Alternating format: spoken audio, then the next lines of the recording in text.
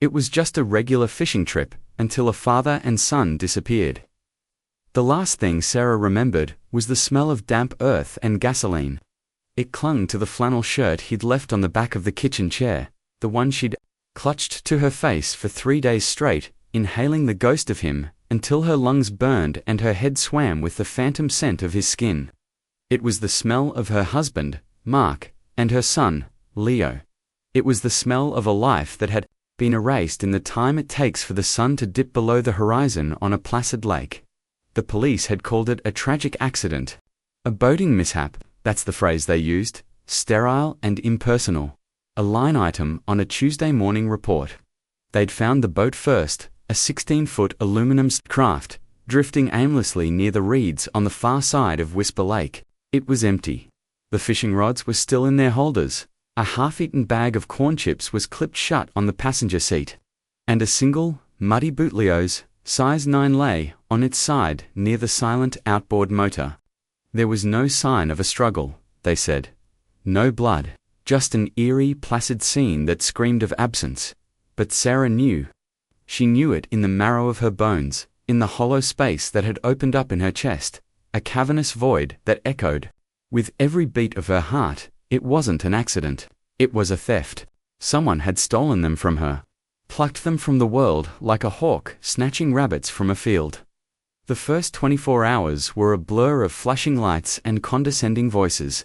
Sheriff Brody, a man whose face seemed permanently set in an expression of weary disappointment, had sat at her kitchen table, his large, meaty hands wrapped around a mug of coffee she didn't remember making. He'd spoken to her in slow, deliberate tones, as if she were a child who couldn't grasp the simple, brutal physics of a man and a boy falling into cold water.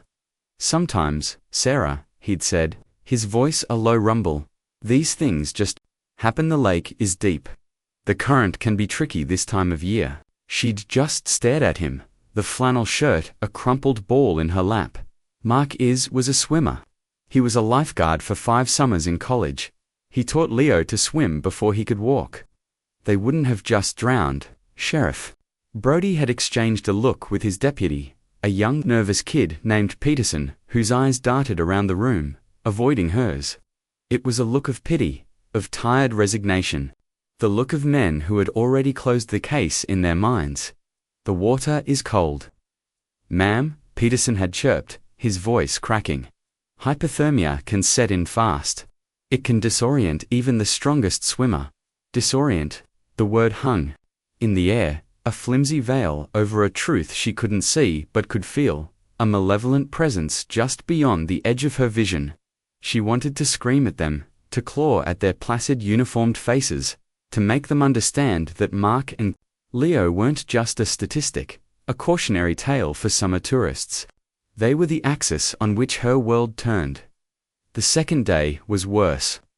The search teams, with their grim-faced volunteers and sonar equipment, combed the lake, their boats carving funereal paths through the water. News vans had parked at the end of her long gravel driveway, their satellite dishes aimed at her grief-like weapons. Reporters, vultures in sensible shoes, had shouted questions from the police tape. Their voices a cacophony of morbid curiosity. Mrs. Jensen, is it true? Your husband had a business rival. Did Leo have any enemies at school? Are you prepared for the possibility that they may never find the bodies? She'd retreated into the house, the questions following her, seeping through the walls, poisoning the air. She'd locked the doors and drawn the curtains, the house plunging into a twilight gloom that mirrored the landscape of her soul. It was in that self-imposed darkness that the first crack in the official story appeared.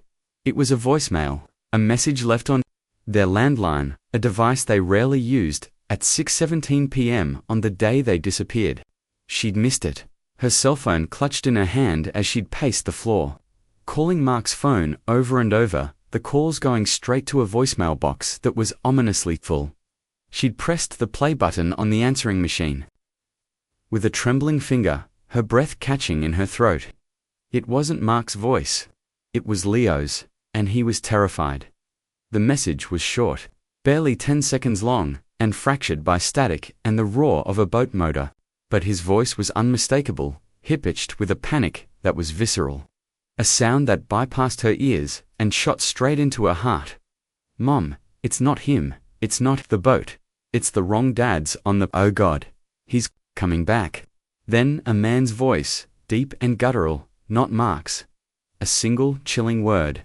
"Give me the phone." A scuffling sound, a sharp cry from Leo, and then, silence. The line went dead. She played it again, and again, and again. Her blood ran cold, a glacial tide of ice water flooding her veins. She held the phone to her ear, pressing it so hard it hurt, trying to decipher the garbled words, to pull more meaning from the static. It's not him, who wasn't him. The boat, it's the wrong what? Wrong boat, wrong direction. She'd called Sheriff Brody immediately, her voice a raw, ragged thing. She'd played the message for him.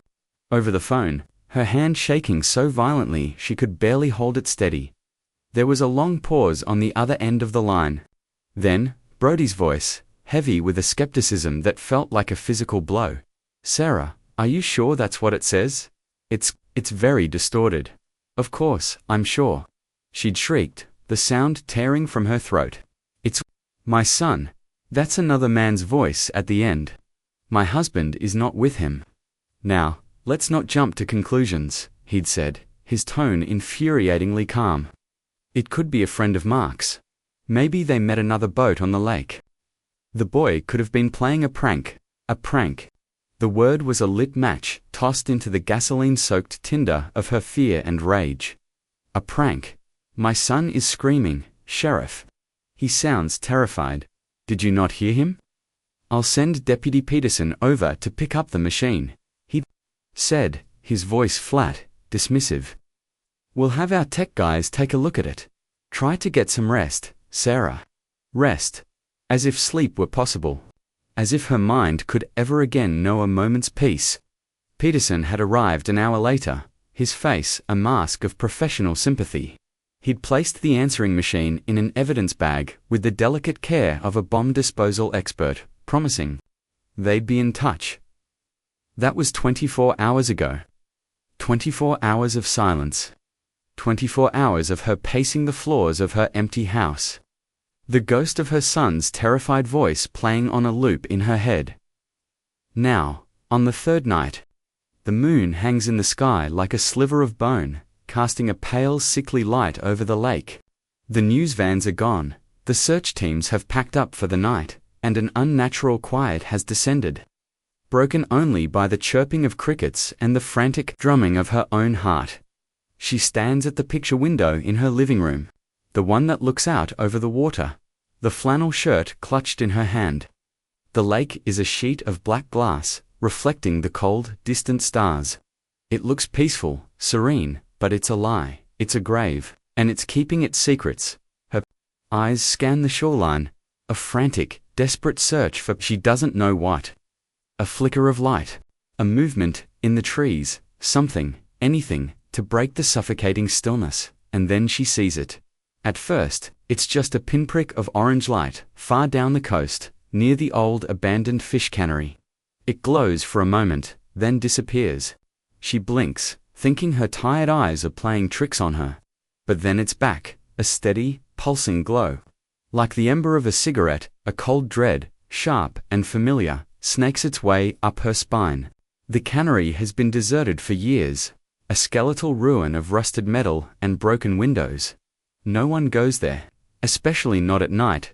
Driven by an instinct she doesn't understand, a primal pull towards the source of her fear, she moves.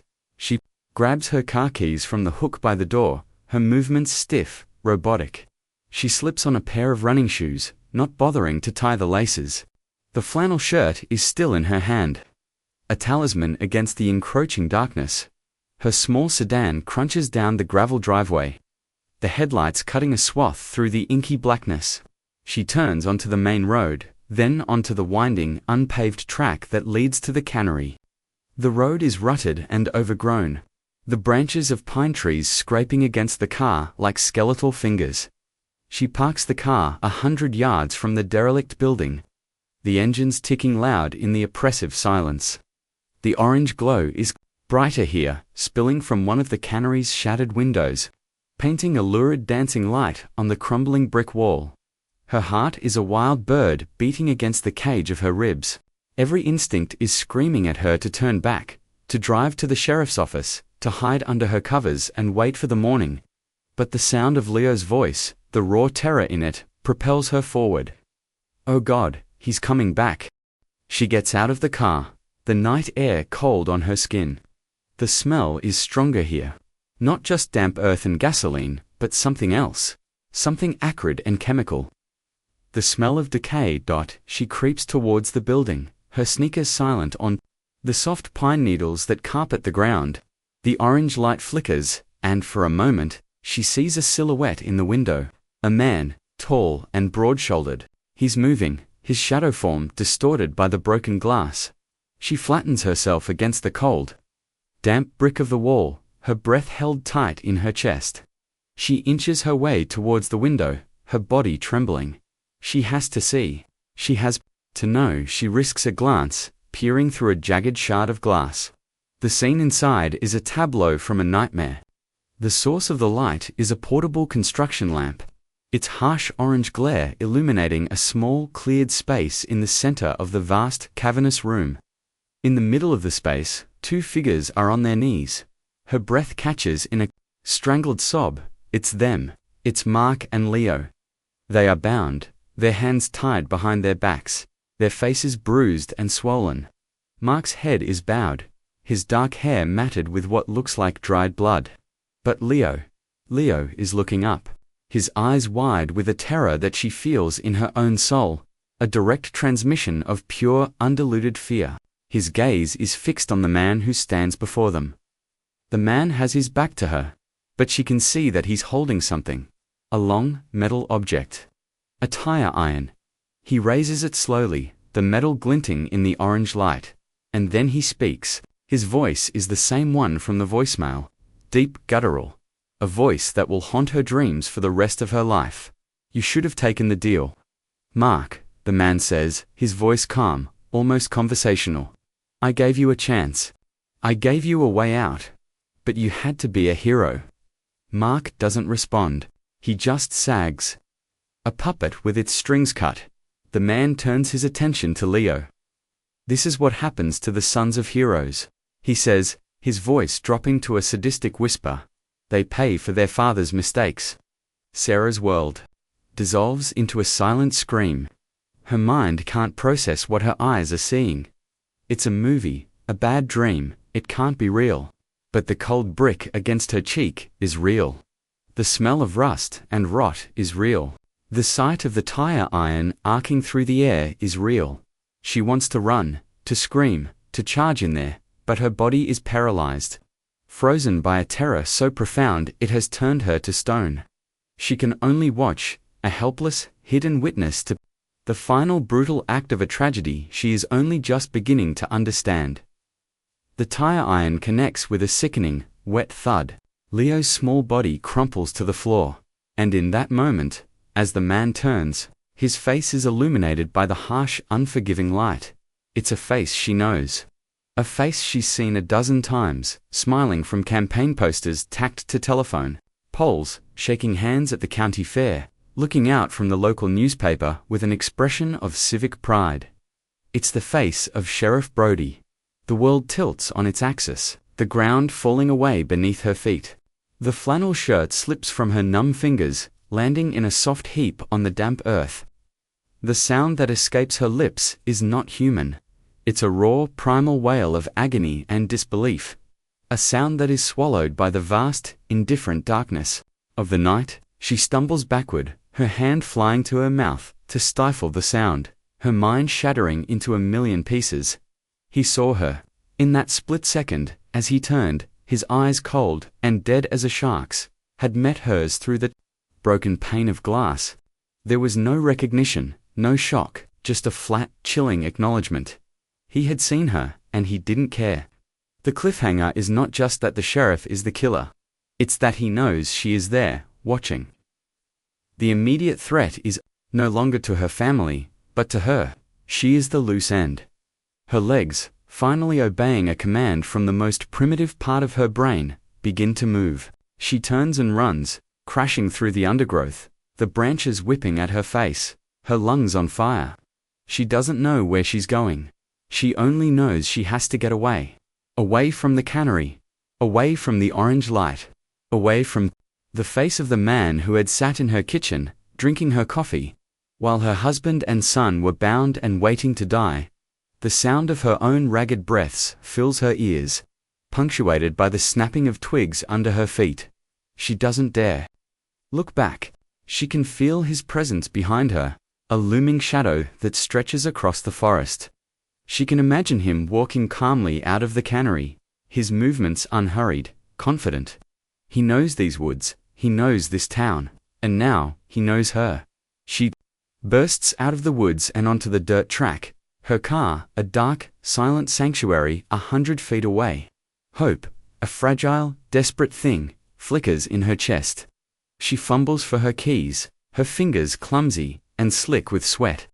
The metallic jingle sounds like an alarm in the dead quiet of the night. She yanks the car door open and throws herself inside, jamming the key into the ignition. The engine roars to life, a thunderous life-saving sound. She slams the car into reverse, the tires spinning in the soft dirt, and then lurches forward, flooring the accelerator.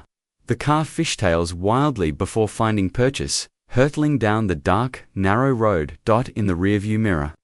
A pair of headlights flashes to life. They are big, high off the ground. A truck. A police-issue Ford F-150. They pull out of the cannery road behind her. Their beam cutting through the darkness, pinning her in its relentless glare. He's coming for her. The thought is a shard of ice in her gut. He's not going to let her get away. He's not going to let her tell his secret. The chase is a blur of terror. The truck is faster, more powerful. It gains on her with terrifying speed, its headlights filling her rearview mirror, blinding her. The winding road is a death trap. The trees on either side a solid, unforgiving wall. She pushes her little sedan to its limit, the engine screaming. In protest, the speedometer needle quivers past 80, then 90. The car shudders and sways, threatening to lose control at every turn. But the truck is still there, a monstrous, implacable beast on her tail. It bumps her from behind, the impact jarring her teeth, sending the car skidding towards the edge of the road. She wrestles with the wheel, her knuckles white, her heart hammering against her ribs. She manages to straighten out, but he hits her again, harder this time. The back of the car swings out, the tires losing their grip on the gravel. She sees the turn ahead, a sharp hairpin bend. She knows she won't make it. The truck is right on her bumper, preparing for the final decisive push. This is it. This is how it ends. The same brutal, senseless violence that took her family is now coming for her.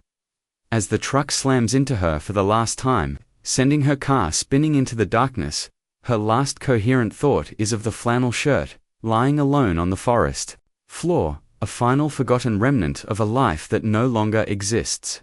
The car leaves the road, plunging into the black abyss of the ravine. The sound of tearing metal and shattering glass, a final brutal punctuation mark on a night of unimaginable horror. The world turns upside down, a kaleidoscope of green and black before everything fades to nothing. The man who called himself David Kane watched the sedan's taillights disappear over the edge of the ravine. He didn't smile, he didn't feel triumph. He felt only the quiet, cold satisfaction of a job completed. He put the truck in park, the engine rumbling, and cut the headlights, plunging the road back into darkness. He sat for a moment, listening. The only sound was the echo of the crash, fading into the chirping of the crickets. No explosion, no fire. Just the final, definitive silence of a problem solved. He had not intended for the woman, Sarah, to be there. It was a complication, an unforeseen variable in an otherwise meticulously planned operation. But complications could be dealt with. He was, if nothing else, a proficient problem-solver. He backed the truck up, turning it around with practiced ease, and drove back towards the cannery. There was still work to be done. Bodies to dispose of. A scene to sanitize. He had a narrative to maintain, the carefully constructed fiction of a tragic accident. The woman's car, when it was found, would simply be another piece of the puzzle. A grieving wife, distraught, losing control on a dark road. It was plausible, it was neat, and in a town where he was the sole arbiter of the truth, it was all that mattered. He thought of the boy, Leo, the fear in his eyes. It had been a long time since he'd seen fear that pure, that untainted. It was invigorating. A reminder of the power he wielded, the absolute control he had over life and death. The father, Mark, had been a disappointment. Resigned, defeated, before the end had even come, but the boy had fought.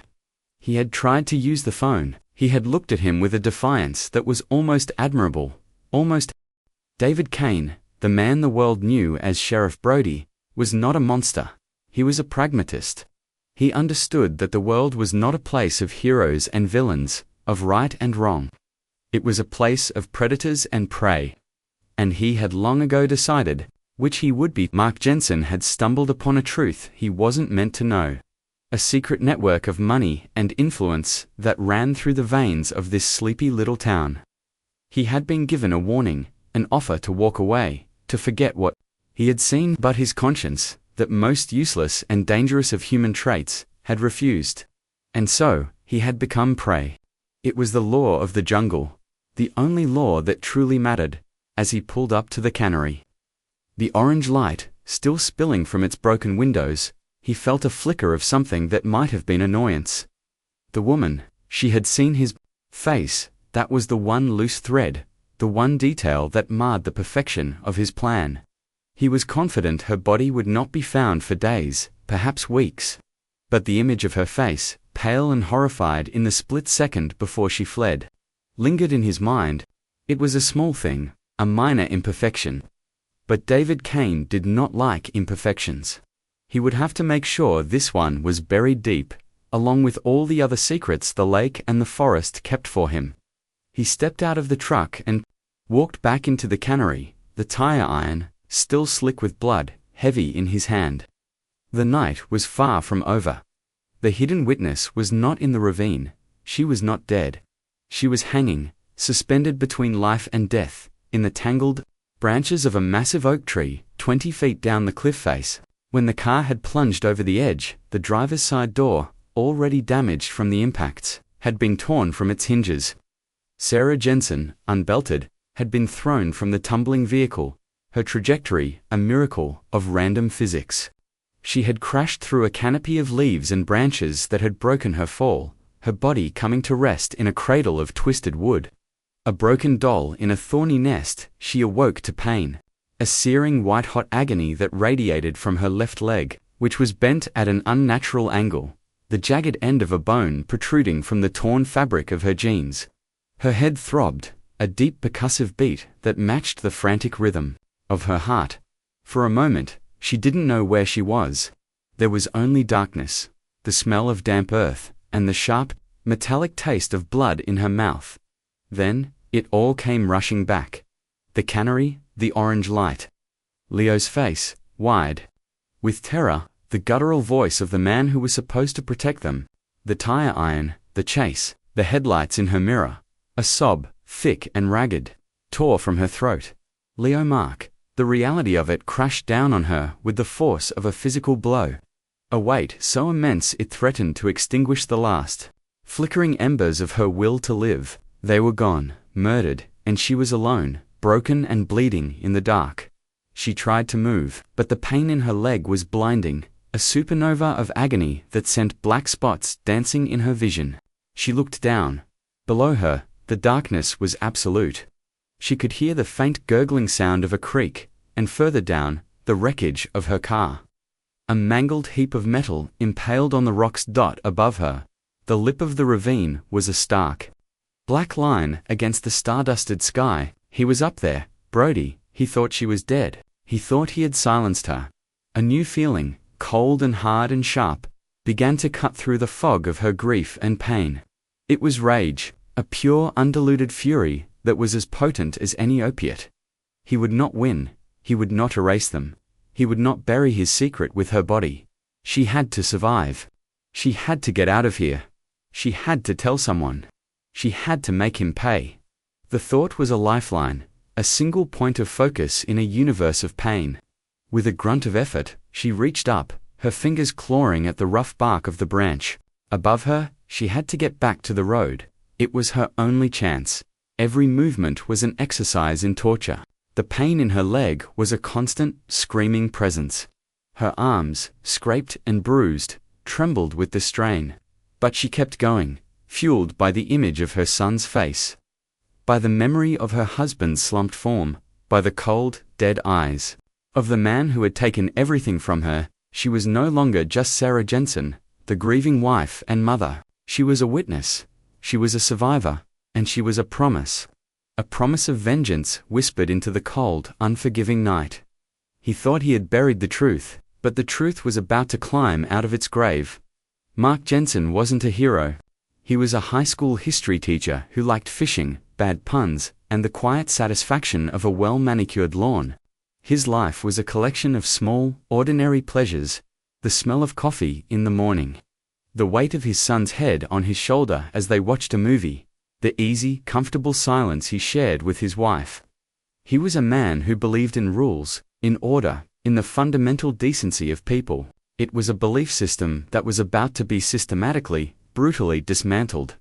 It had started, as most terrible things do, with something small, an anomaly, a discrepancy in the town's budget that he'd noticed while helping the school district prepare a grant proposal. He was on the Volunteer Oversight Committee, a thankless, tedious job that involved wading through endless spreadsheets and financial reports. He'd found a ghost contract, a massive six-figure payment to a construction company for a new community center that had never been built. The company, Northwood Development, didn't seem to exist. The money had simply vanished. Curiosity, the historian's instinct, had taken over. He'd started digging, spending his evenings in the town archives, poring over old records, following the paper trail, and the trail had led him to a place he never expected.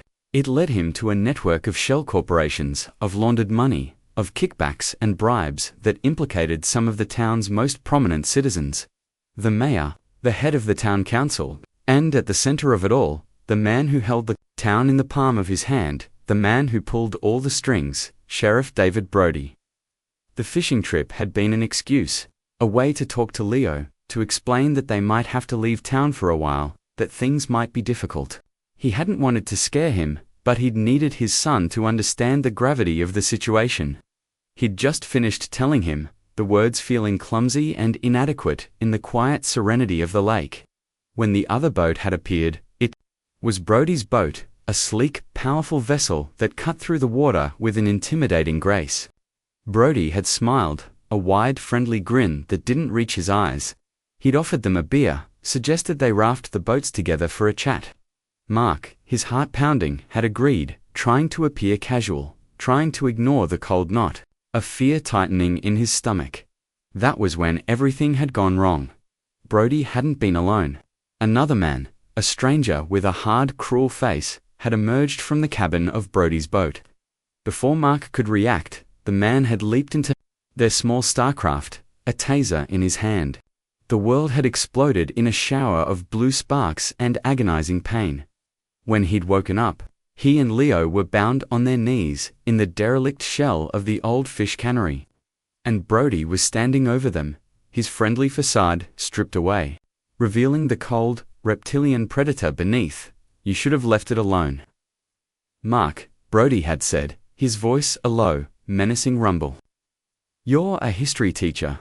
You should know better than anyone that some things are better left buried." Mark had looked at his son, at the tears streaming down Leo's face, at the raw terror in his eyes, and he had felt a despair so profound, it was like drowning. He had done this. His quiet academic curiosity had led them here, to this stinking Rusterton building, to this final, brutal reckoning. He wasn't a hero, he was a fool, and his foolishness was going to cost him everything. Leo Jensen was 14 years old. He was obsessed with video games. He thought his dad's jokes were lame. And he was secretly, desperately in love with a girl named Chloe who sat behind him in algebra. His world was a small, safe place, defined by the comforting rhythms of school, home, and the endless, sun-drenched days of summer. He'd known something was wrong for weeks. He'd seen the way his dad looked at his mum when he thought she wasn't watching, the worry etched into the lines around his eyes. He'd heard the hushed, late-night conversations, the words danger and threat drifting from behind his parents' closed bedroom door. But he had never imagined this. The fear was a living thing inside him, a cold, frantic creature with claws and teeth. It was the fear of the unknown, of the dark, of the guttural voice of the man who was supposed to be a protector. But as he knelt there, his cheek pressed against the cold, damp concrete, another feeling began to surface, pushing its way through the terror. It was his father's voice, a memory from years ago, when he'd fallen from the monkey bars and broken his arm. It's okay to be scared, Leo, but it's not okay to give up. He hadn't given up. While Brody was monologuing, savoring his victory, Leo had been working his hands, his small, nimble fingers picking at the knot of the rope that bound his wrists. It was a knot he knew, a fisherman's knot. His dad had taught it to him, and, as his father had taught him, he knew how to untie it. He had fumbled for the phone in his pocket, his fingers shaking, his heart a frantic drum against his ribs. He had managed to dial the one number that was a homing beacon in his terrified mind. "Home, Mum," he'd whispered into the phone. The words, a desperate, jumbled plea, before Brody had seen him, before the phone had been snatched from his hand, before the world had dissolved into a final, starburst of pain. He didn't know if the call had gone through. He didn't know if his mother had heard him.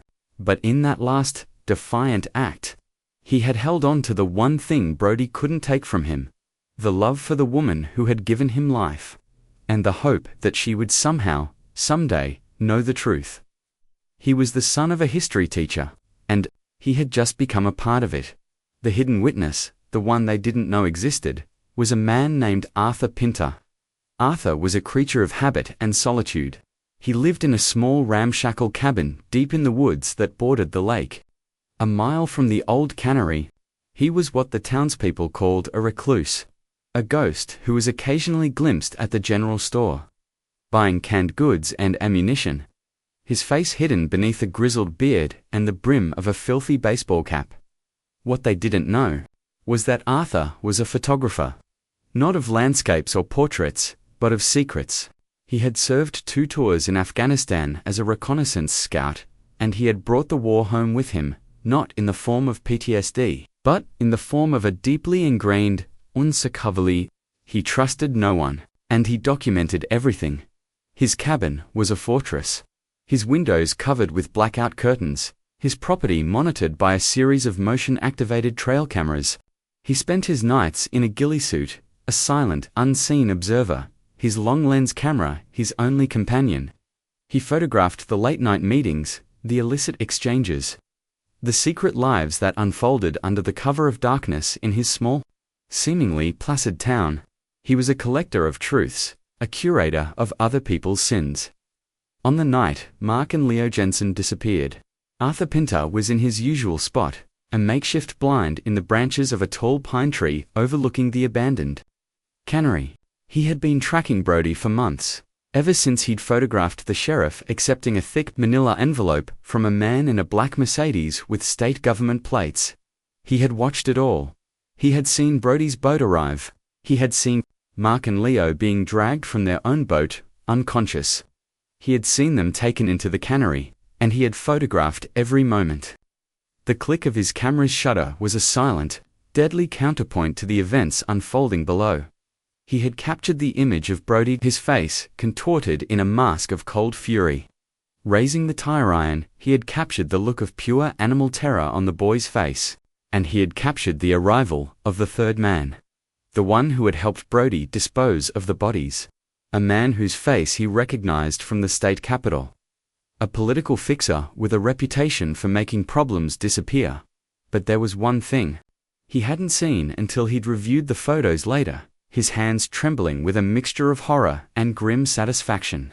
In the background of one of the shots, A single frame captured in the split second before the final blow was another figure, a ghost, a woman, her face a pale oval of shock and disbelief, peering through a broken window. Sarah Jensen. Arthur Pinter knew, in that moment, that the game had changed. It was no longer just about exposing a corrupt sheriff. It was about a woman who had seen the unthinkable, a woman who was now being hunted. He had watched her flee, had seen Brody's truck chase her down the dark road, had heard the sickening crunch of the crash. He had assumed, like Brody, that she was dead. But Arthur Pinter was not a man who dealt in assumptions.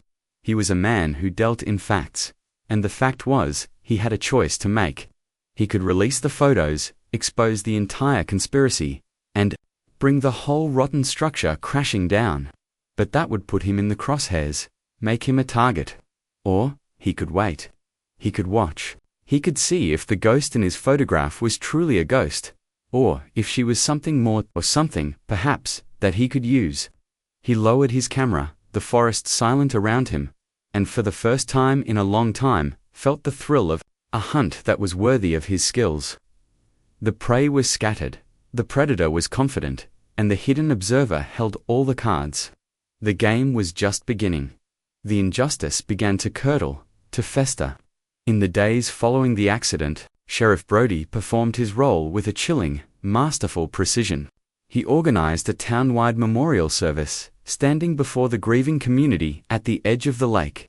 His voice thick with a counterfeit emotion that was so convincing, so note-perfect, that it turned Sarah's stomach, even in her memory of it. Mark and Leo Jensen were the best of us, Brody had said, his hand resting on the shoulder of a weeping Mayor Thompson, another actor in this grotesque play.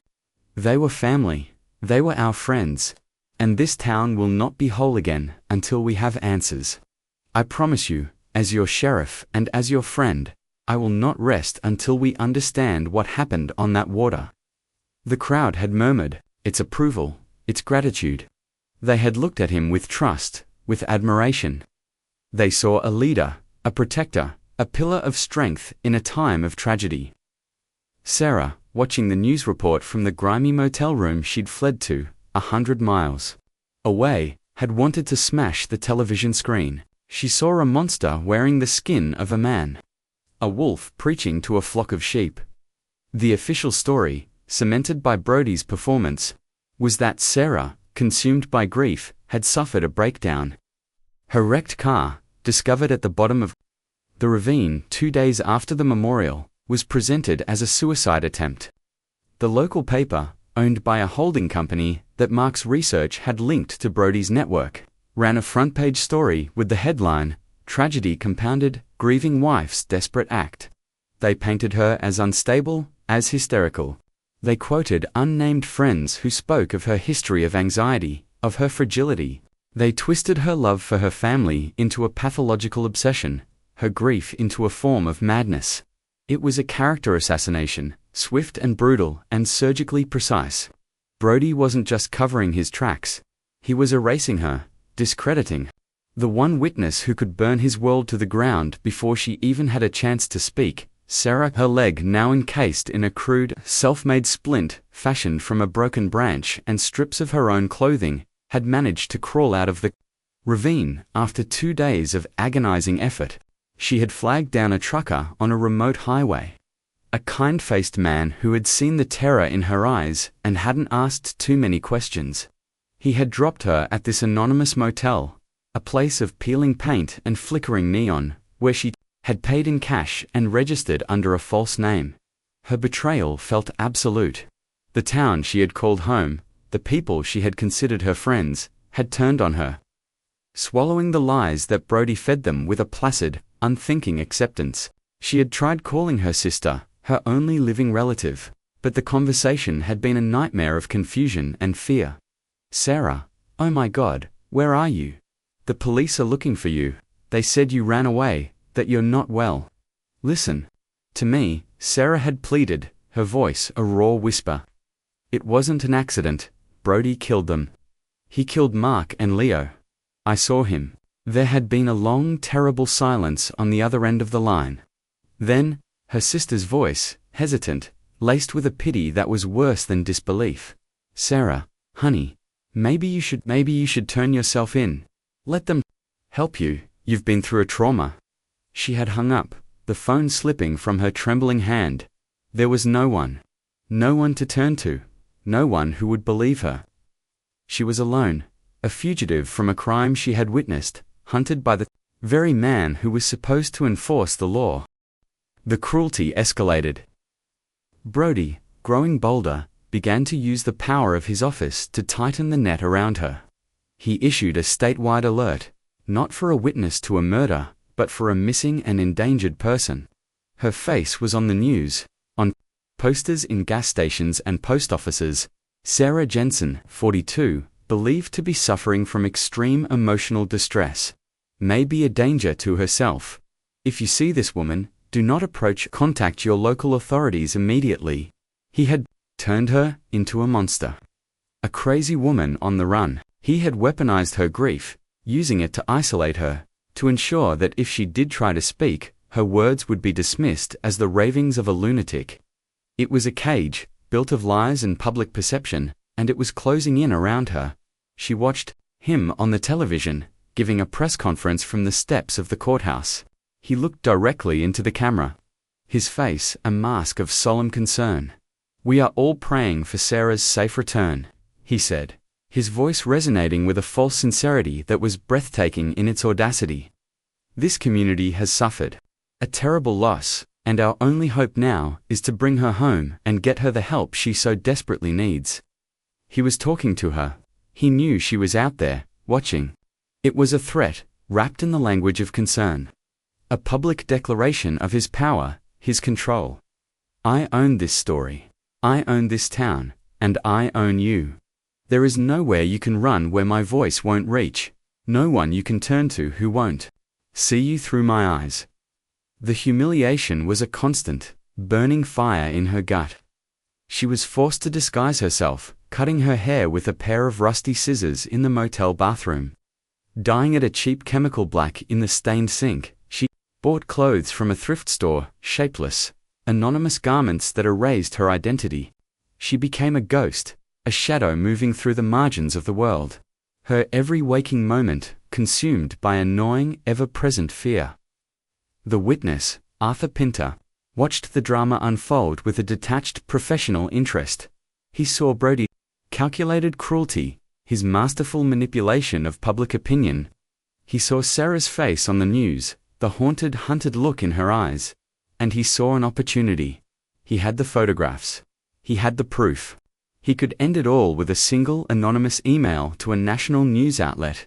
But that wasn't his way. To release the photos now would be to simply hand over his power, his leverage. Brody and his powerful friends would have an army of lawyers and fixers who would tear his evidence apart, who would bury the story in a mountain of legal challenges and character assassination. They would come for him, and he, like Sarah, would be a lone voice against a corrupt and powerful machine. No, the time wasn't right. The ground needed to be prepared. The predator needed to be drawn out, made to feel secure, to overplay his hand, and the victim needed to be forged into a weapon. Arthur's conscience, a small atrophied thing, pricked at him. The woman was suffering. He could help her. He could give her a safe harbor, a place to hide. But his paranoia, the instinct that had kept him alive in the deserts of Afghanistan, held him back. She was a loose cannon, a wild card. To bring her into his world would be to invite chaos, to risk everything he had built. So he watched. He waited, he documented. He followed Brody, his long-lens camera capturing the sheriff's secret meetings with the political fixer. Their confident smiles, their celebratory handshakes. He saw the money changing hands, the silent, smug acknowledgement of a job well done. He was gathering ammunition, building his case, waiting for the perfect moment to strike. His struggle was not between fear and conscience, but between strategy and opportunity. He knew that to win this war, he couldn't just expose the crime. He had to dismantle the entire network. And to do that, he needed more than just photographs. He needed Brody to make a mistake. He needed the public to be ready for the truth. And he needed Sarah Jensen, the broken, grieving victim, to find a strength she didn't know she possessed. He was a patient man. He could wait. The longer the injustice festered, the more explosive the eventual reckoning would be. And Arthur Pinter was a man who appreciated explosives. The clue that would change everything was not a diary or a recording. It was a piece of plastic, no bigger than a thumbnail, covered in mud and forgotten in the corner of a tackle box. It was the memory card from Leo's waterproof camera. Sarah found it by accident. She had been in her motel room, the days bleeding into one another in a haze of fear and sleeplessness, when a new wave of grief, sharp and sudden, had ambushed her. It was Leo's birthday. He would have been 15. The wave of pain was so intense it brought her to her knees. She had so little left of them. A few photographs on her phone, which she was now too scared to turn on. The flannel shirt, which she'd lost in her flight from the cannery, and the memories, which were now tainted, poisoned by the knowledge of how their lives had ended. She remembered the fishing gear. It was still in the trunk of her car, the car that now lay in a mangled heap at the bottom of a ravine. But in her frantic escape, she had grabbed one thing from the trunk, a small, irrational act of a mind in shock. She had grabbed Leo's tackle box. It was a stupid thing to take, but it was his, covered in his favorite stickers. The physical embodiment of 1,000 shared memories of sunny afternoons on the lake. She had stashed it under the motel bed. Unable to look at it, now, driven by a desperate need to feel close to him, she pulled it out. The lid creaked open, releasing the familiar, comforting smell of stale bait and lake water. Inside, amongst the tangled lines and colorful lures, was his camera. It was a cheap, durable little thing, bright yellow, designed to be dropped and submerged and generally abused by a teenage boy. She had given it to him for his last birthday, and he had taken it everywhere, documenting his world with a relentless, joyful enthusiasm. The camera was dead, its casing cracked, its lens fogged with moisture. It was ruined. Another small, heartbreaking loss. She was about to toss it aside when she noticed the small rubber flap on the side, the one that covered the charging port and the memory card slot. On a whim, her fingers clumsy, she pried it open. The memory card was still inside. Hope, a feeling she thought had died in her, flickered to life. It was a long shot. The camera had been submerged, thrown from a boat, left for days. The card was probably fried, but it was a chance. She didn't have a computer. She didn't dare go to a public library. So she did the only thing she could think of. She went to a pawn shop, a dingy, desperate place in a strip mall on the outskirts of town. She sold the last thing of value she had, her wedding ring, a simple gold band that she had twisted around her finger for 17 years. The guilt was a sharp physical pain, but the need to see what was on that card was stronger. With the cash, she bought a cheap, used laptop and a card reader. Back in the anonymity of her motel room, her hands shaking, she inserted the card. The laptop word. A window popped up, and then a series of files appeared on the screen. Her breath caught in her throat. They were there, dozens of them. Photos and short video clips. The last day of her son's life, documented in his own hand. She clicked on the first file. It was a photo of his own feet, propped up on the side of the boat, the blue water of the lake sparkling behind them. The next was a selfie of him and Mark. Her husband's arms slung round their son's shoulders, both of them squinting in the bright sun, their faces split by wide, happy grins. A lump formed in her throat, a hard, painful knot of love and loss. She clicked through the files, a slideshow of their last hours together, a video of a fish tugging on a line, a photo of the half-eaten bag of corn chips, a short clip of Mark, humming off-key as he steered the boat, oblivious to the darkness that was about to descend. And then she saw it. The last video file, the timestamp was 6:05 p.m., just 12 minutes before Leo's terrified call to her. The file was short, only 30 seconds long. She double-clicked it, her heart pounding. The video was shaky, chaotic. It started with a close-up of Leo's own face, his eyes wide, his voice a conspiratorial whisper. "Dad's acting weird," he said to the camera. He's been telling me all this crazy stuff, about Sheriff Brody, about money. He says we might have to go away. I think he's scared. The camera then swung round, away from his face. It was pointed across the water. In the distance, another boat was approaching. A sleek, dark boat that was moving fast. Leo zoomed in, the image pixelating, becoming grainy, but it was clear enough. It was Brody's boat, and Brody was not alone.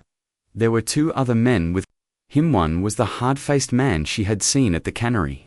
The other was a man in a suit, his face pale and indistinct at this distance, but his presence undeniable. The video continued, Leo's breathing now audible, quick and shallow. "That's him," he whispered. "That's Sheriff Brody. Dad told me not to," he said. The video cut out. That was it. But it was enough. It was more than enough. It was proof. Proof that Brody hadn't just stumbled upon them. He had hunted them down. Proof that he hadn't been alone. There were others. A conspiracy. Mark's fears, the ones she had dismissed as paranoia, the ones that had led him to his death, were real. The stakes had just shifted. This was no longer just about her personal pain, her quest for justice for her family. This was bigger. This was about a rot that went to the very heart of her town. A rot that extended into the halls of power. Mark hadn't just been a victim, he had been a threat. He had uncovered something so dangerous that they had been willing to kill a man and a child to keep it quiet. The tension in the small, stuffy motel room was suddenly immense, a palpable, crushing weight. She had it, the key, the one piece of evidence that could unravel everything, but it was also a death sentence. If Brody knew she had this, he would never stop hunting her. He would tear the world apart to get it back. She looked at the laptop, at the image of Brody's boat frozen on the screen. Her fear was still there, a cold, constant companion. But now, it was mixed with something else. A sense of purpose. A grim, terrible clarity. She was no longer just a witness. She was the keeper of her husband's legacy, the guardian of her son's last, defiant act. She had to get this into the right hands. But who could she trust? The police were compromised. The media was controlled. Every institution she had ever believed in was a part of the lie. She thought of the man in the woods, the recluse, Arthur Pinter. He was an outsider, a ghost. He trusted no one, and in her world of betrayal and deceit, that suddenly seemed like the most valuable quality a person could have. He was a wild card, a man who operated by his own rules. But he was also the only person who might be crazy enough and skilled enough to help her. She had to find him. She had to convince him to help her. It was a desperate, dangerous gamble. But it was the only move she had left. She copied the video file onto a cheap USB drive, then smashed the memory card and the laptop with the heel of her shoe, grinding the pieces into dust. She packed her few belongings, her heart a cold, hard knot of resolve in her chest. The hunt was no longer one-sided. The prey was about to start hunting back. The public's reckoning came not in a courtroom, but on the screens of their phones, their tablets, their televisions. It arrived without warning. A digital bombshell that detonated in the quiet heart of 1,000 living rooms. A viral firestorm that consumed the carefully constructed narrative of Sheriff David Brody and left only the scorched earth of the truth. In its wake, Sarah found Arthur Pinter, not through investigation, but through instinct. She knew he lived in the woods, a ghost in the machine of the town. So she went into the woods. For 3 days, she lived like an animal, foraging for berries. Drinking from streams, her leg a constant, throbbing agony. She left a trail, not of breadcrumbs, but of symbols. A pile of stones arranged in a spiral. A piece of red cloth tied to a branch. A single, perfect feather left on a mossy rock. They were messages for a man who spoke the language of the unseen. A call to a fellow ghost. On the 3rd day, he found her. She was asleep, curled at the base of a massive pine, when she awoke to the feeling of being watched. He was standing 20 feet away, a spectral figure in a ghillie suit, a long lens, camera in his hand. He didn't speak. He just watched her, his eyes, barely visible in the shadows of his hood, assessing her. Judging her. "I know what you are," she said, her voice a hoarse whisper. "You're a witness, just like me." She told him everything. About the cannery, about the chase, and about the video on the USB drive clutched in her hand. He listened in silence, his posture unchanging. When she was finished, he lowered his camera and spoke for the first time, his voice a rusty, unused thing. "They will kill you for that. They will kill me anyway," she replied. "The question is, are you going to let them, or are you going to help me burn them to the ground?" A slow smile spread across his hidden face. It was the beginning of the most unlikely and most dangerous of alliances. Arthur was more than just a paranoid recluse. He was a master of psychological warfare, a digital phantom who knew the architecture of the internet better than he knew the back of his own hand. He took her video, her raw, emotional truth, and he combined it with his own cold, hard evidence. The photographs, the financial records he had hacked from the town's servers, the secret recordings of Brody's meetings. He wove it all together, not into a legal document, but into a story. A cinematic, gut-wrenching, 5-minute film. He titled it, simply, Whisper Lake. The film began with Leo's face, his innocent, conspiratorial whisper to his camera. It showed the happy, sun-drenched photos of a father and son on their last day on Earth. Then, the tone shifted. The music, a haunting, minimalist piano score, turned dark. The screen showed Mark's research. The ghost contracts, the flow of money, the names of the powerful men involved. Mayor Thompson, the state politician. Then came Arthur's photos. The grainy, long-lens shots of the abduction on the lake. The chilling, brutal images from inside the cannery. Brody, his face a mask of rage. The tire iron, the crumpled form of a 14-year-old boy. The film intercut these images with clips of Brody's press conferences. His face a mask of false sympathy, his voice dripping with lies. "We will not rest," the screen showed him saying, and then immediately cut to a photograph of him shaking hands with the political fixer. A celebratory grin on his face. The final shot of the film was Sarah. She looked directly into the camera, her face bruised and gaunt, but her eyes burning with a cold, righteous fire. She didn't speak, she didn't have to. Her face was a testament, a survivor's map of pain and resilience. The screen faded to black, and a single line of text appeared. "He is still your sheriff. #Justice for Jensen." Arthur didn't send the film to the media. He unleashed it.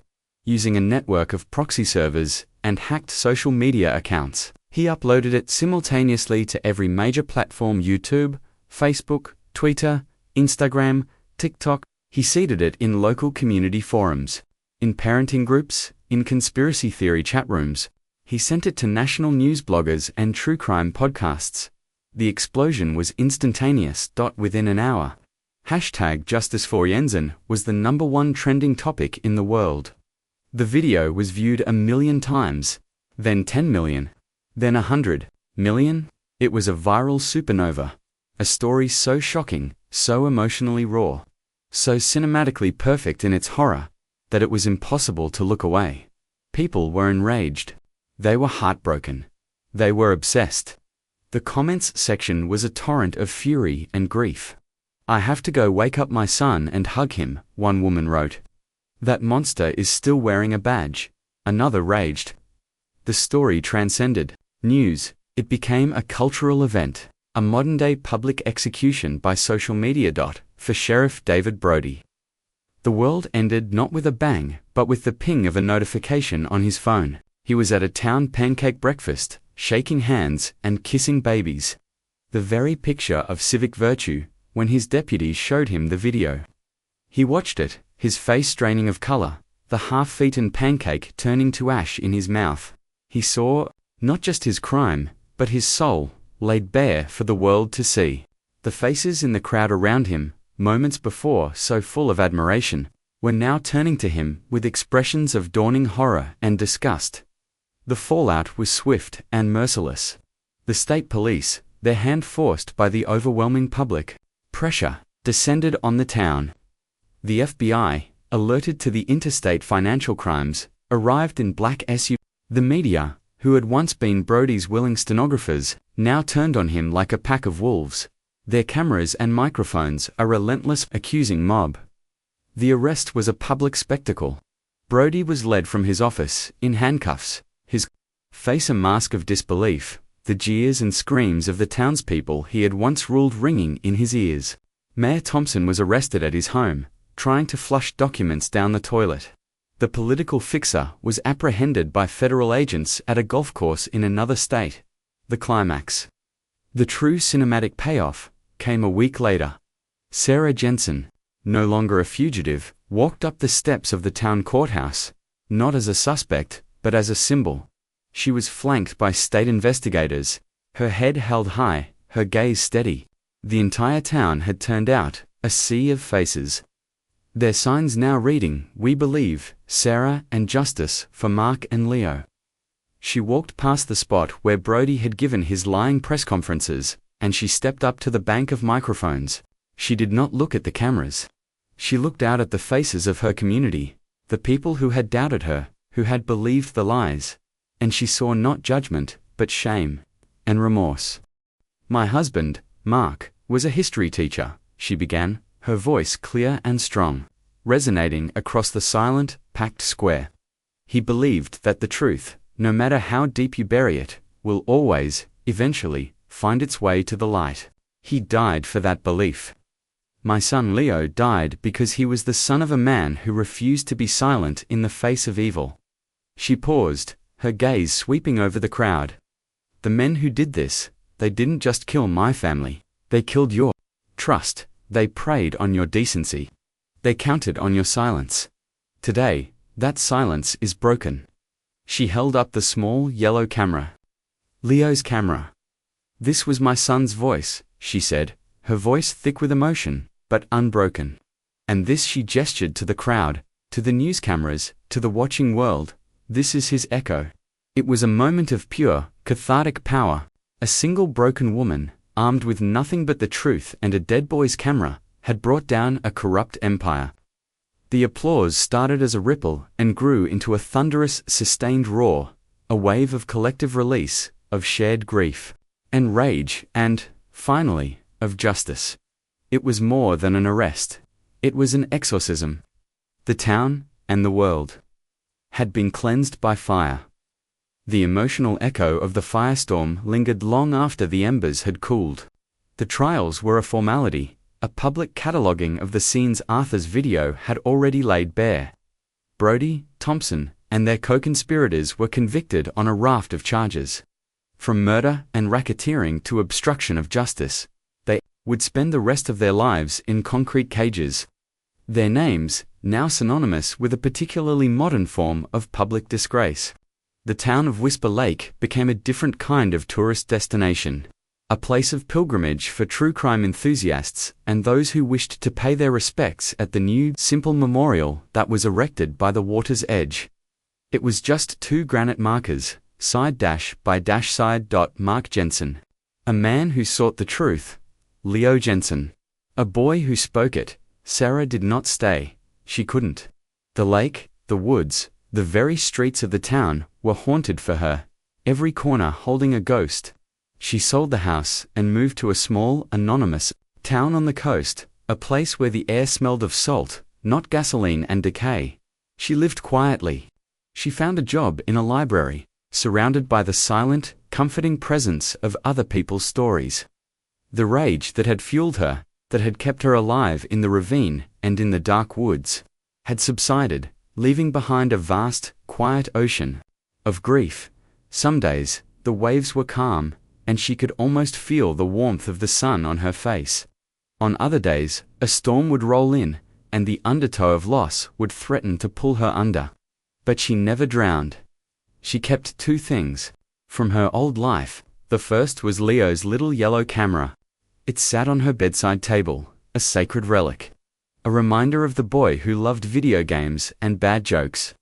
The boy whose last act on earth had been one of courage. The second was an unlikely friendship. Once a month, she would receive a postcard. It never had a return address, and the postmark was always from a different state, a different country. The picture on the front was always of some remote, wild place, a snow-capped mountain, a dense jungle, a windswept desert. The message on the back was always the same, written in a cramped, precise hand. Still watching, she never wrote back. She didn't need to. It was a silent, ongoing conversation between two ghosts, a shared acknowledgement of the war they had fought and won together. Arthur Pinter, the man who trusted no one, had found the one person in the world who understood the value of his paranoia, and Sarah Jensen, the woman who had lost everyone, had found the one person who would never stop standing guard over her solitude. Her healing was not a destination, but a journey. It was a quiet, bittersweet process of learning to live with the ghosts of her past, of finding a way to honor the dead by embracing the life they had saved.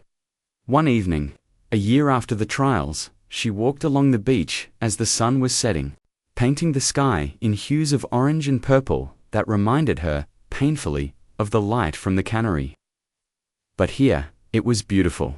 Here, it was peaceful. A young couple was walking towards her, holding hands, their son, a boy of about 14, running ahead of them, chasing the waves with a joyous, uninhibited abandon. He was laughing, a bright, clear sound that carried on the sea breeze. For a moment, the pain was a physical blow, a knife twisting in her gut. She saw Leo in that boy's place, his face split by that same wide, happy grin. The tears came, hot and silent, tracking paths down her cheeks. But then, something shifted.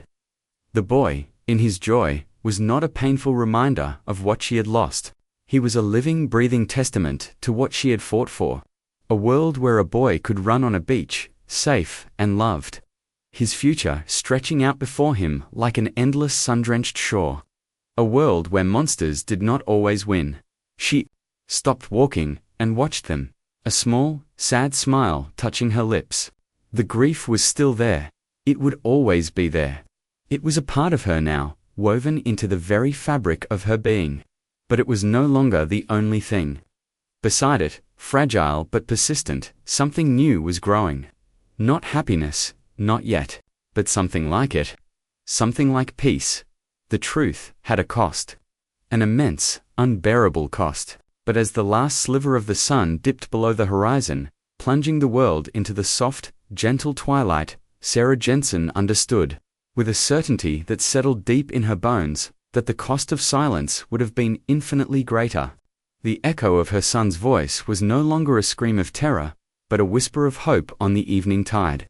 And for the first time in a very long time, she felt like she could breathe again.